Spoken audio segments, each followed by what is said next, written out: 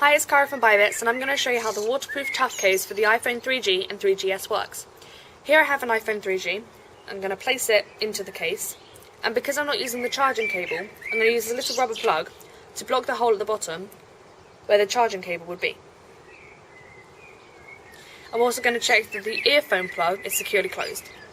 And now, if I shut the case with the fasteners on the side and place it onto the mount. And even though the iPhone is in the case, it still works fine.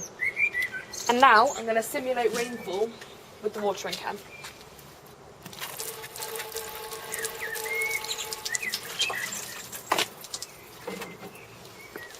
And although wet,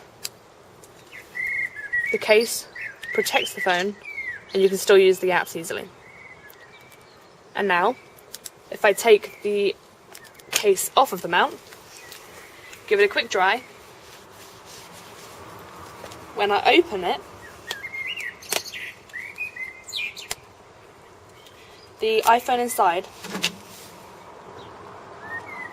is perfectly dry.